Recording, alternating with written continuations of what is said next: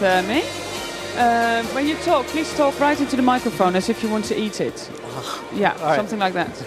And Jeremy Wickremer, right? Wickremer.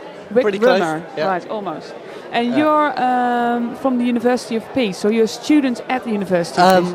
Well, I work with the University of Peace. We've been doing courses on leadership for sustainability for about 5 years now.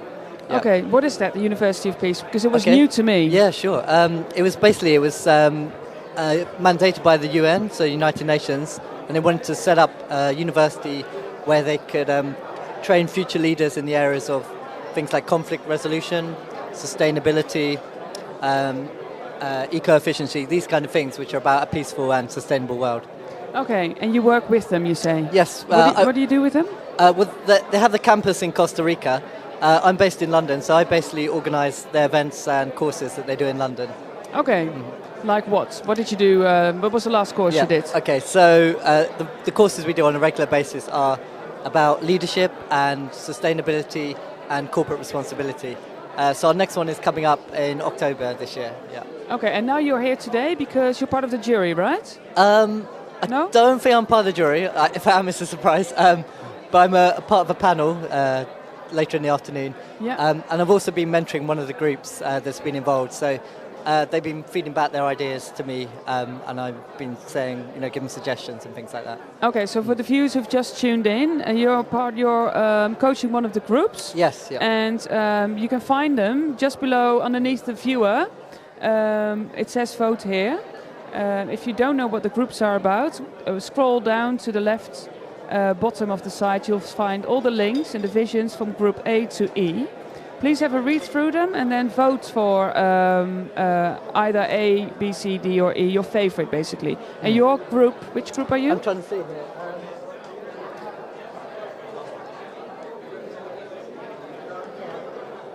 Looks like it's group B. I mean, basically their aim is to change our consumer behaviour.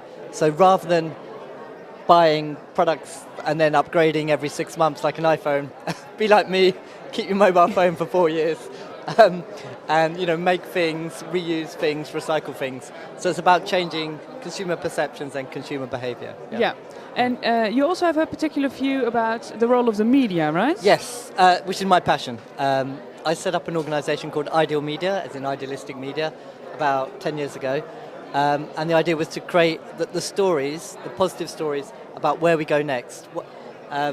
It's how we live our lives, is by stories, It's what you tell your friends, it's what you tell yourself, what's going on in your life.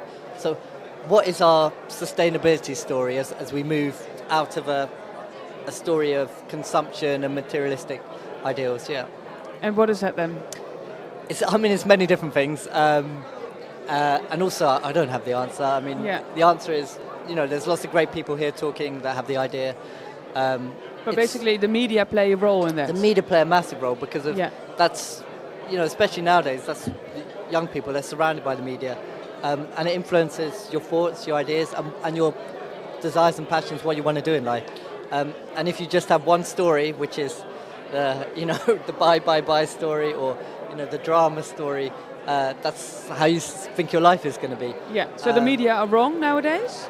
Not necessarily wrong, but perhaps a bit out of balance, I'd say. So they need to reflect different stories, and the stories that they're talking about here are hard to portray in the mainstream media. How do you talk about destiny of mankind in a front page of a newspaper? You don't. Yeah. How do you talk about peace? You don't. No. But you can do. So media has to learn how to cover these kind of stories. You're covering this. This is media covering a story like this in one kind of format. Yeah, and how do you do it then? You say you have a company called Ideal Media. What does Ideal Media do? The form can take very different forms. So the form can be, a poster, could be a video, could be a website. But I think the thing it has in common is the intention behind it. And so what I call, I have a term called transformational media, and this is basically media that creates positive change. And the space that comes from is integrity, clarity, a vision for a positive future. And if you have that solid foundation, then go off and create. And what you create, because it comes from that basis, will be positive. But as you can see, the people working in mainstream media, when you go into office, what is your goal or your vision? to sell a newspaper, to create a scandal, to sell. They're coming from a different space, so of course the external form will be different. It's based on competitiveness, maybe. It's based on competitive, of course. You have to beat the other newspaper, the other TV program. The change has to start within the media industry and how the media industry is. Yeah. But how do ideal media attract an audience?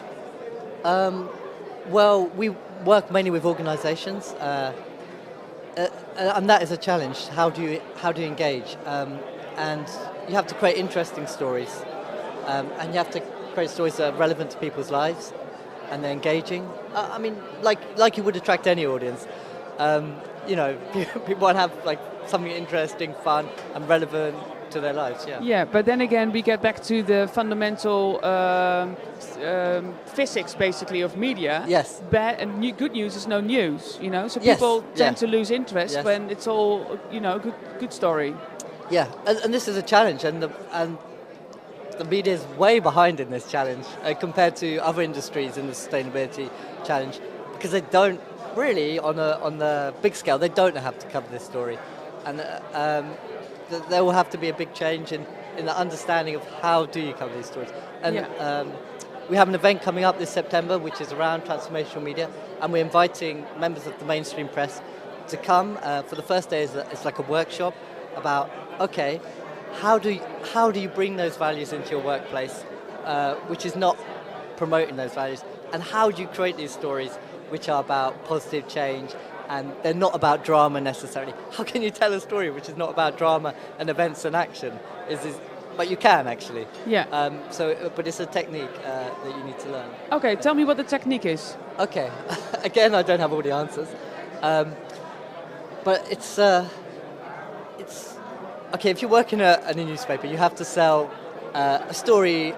You have to have a front page every day. Yeah. The media has to change its concept of how working, and then the change of how to tell a story comes. So if you're talking about long-term stories, don't expect to have a shocking front-page story every day. It's a slow story, and you're building up towards, sustainability is somewhere we haven't been before.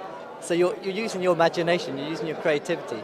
So you're not necessarily reporting, you're creating as a journalist, which should be fun if you're a journalist. Yeah. I don't say, don't go and photograph this person coming out at nightclub 10 o'clock in the morning. Go and think, what do we actually need, and use your imagination to create a story. And if I'm a journalist, I think, great, that's fun, Yeah. It's something different. So, where was the question again? Well, how do we create positive stories, and what technique do we use? Well, I think that's one technique, is to go within yourself and think, what are my ideas, what's the imagination, what's coming out that, what's my creativity? Like artists did, centuries ago.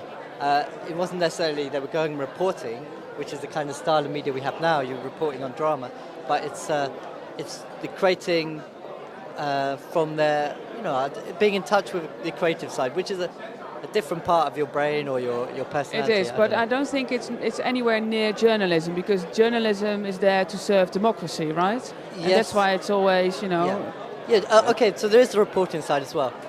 So you've got the reporting side, which reflects our culture, and you've also got the side which kind of defines our culture. And the reporting side is, okay, how responsible, or what is the effect of that news coverage? I mean, for example, you had the riots in London this summer, and had friends in Spain emailing or calling, going, oh my God, what's happened to London? It's in chaos, it's burning down. Because that's what the media wanted to show you, the same street. And the actual effect of that was spreading fear. And it wasn't constructive. It didn't actually help the situation. So actually, what would be much more constructive in that situation would be to cover the good stories, to cover the positive stories about communities coming together, and also look at the underlying causes, which of course is done more from reflection, like 2 weeks later maybe. So you're still reporting, but you're looking deeper into causes, or you're thinking about, what is the purpose of this story? Do I want to create more fear and shock, or do I actually want to build and create some kind of community that works towards something positive? Yeah, so you don't let it explode, basically. Yeah. You should maybe the media should have more responsibility, that's what you're saying. Exactly, yeah.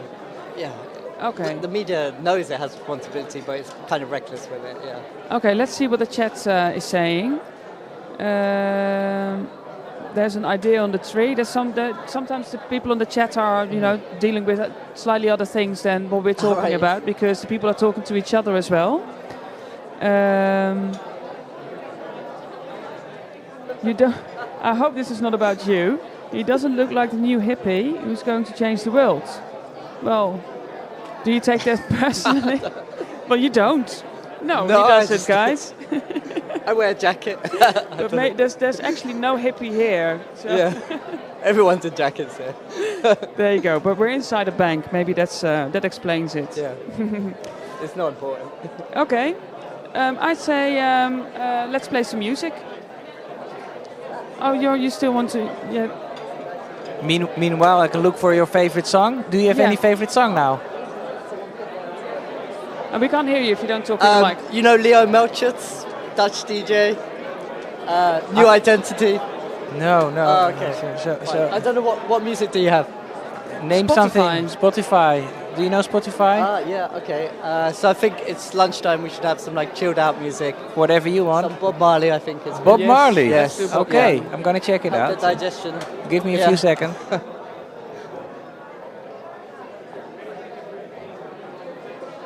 In the meantime, let's ask the final question. What can you do, or what will you do today or tomorrow or next week to move towards the economy that you want to live in 2030? Yeah, sure. I mean, there's things I'll do personally, which is trying to keep my old possessions and, be more sensible of how I spend my money and recycling and growing food and things like that.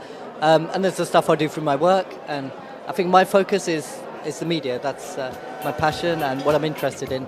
So it can be creating new stories about what is an alternative economy, and not to see it in a bad way. Not non-growth is negative, but what is a positive alternative economy, and tell those stories. Tell stories, guys. There you go. Here's Bob Marley.